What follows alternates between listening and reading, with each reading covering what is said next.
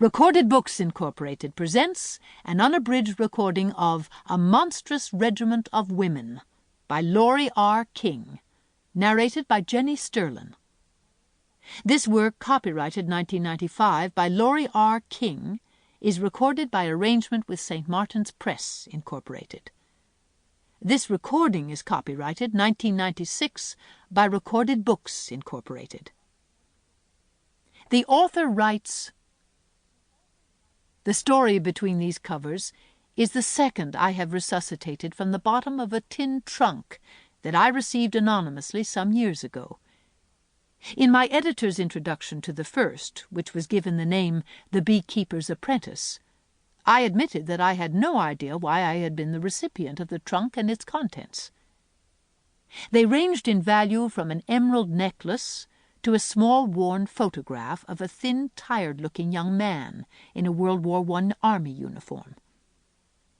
There were other intriguing objects as well. The coin with the hole drilled through it, for example, heavily worn on one side and scratched with the name Ian on the other, must surely tell a story. So, too, the ragged shoelace, carefully wound and knotted, and the short stub of a beeswax candle.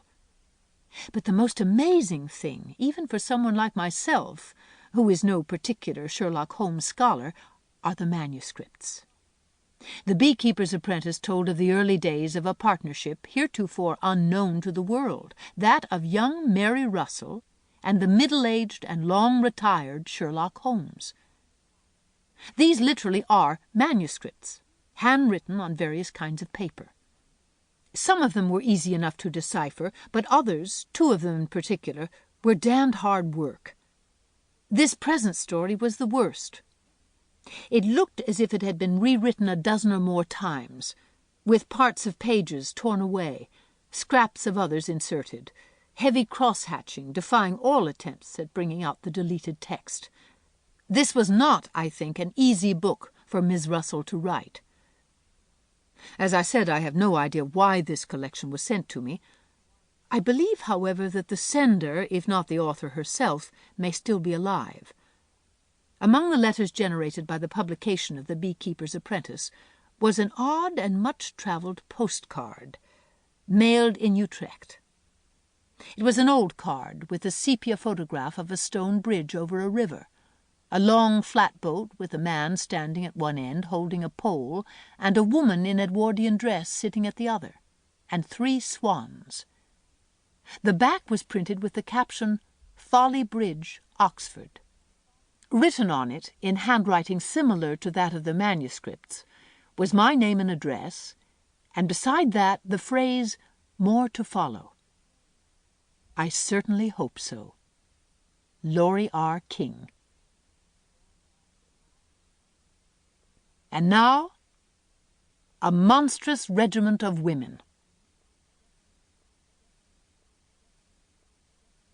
For who can deny that it is repugnant to nature that the blind shall be appointed to lead and conduct such as do see, that the weak, the sick, and the impotent shall nourish and keep the whole and the strong, and finally, that the foolish, mad, and frenetic shall govern the discreet and give counsel to such as be sober of mind?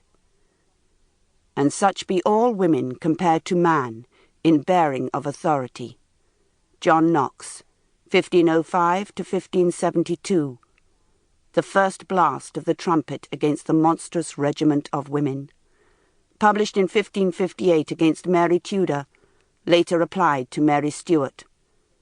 Regiment is used in the sense of regime. Chapter 1.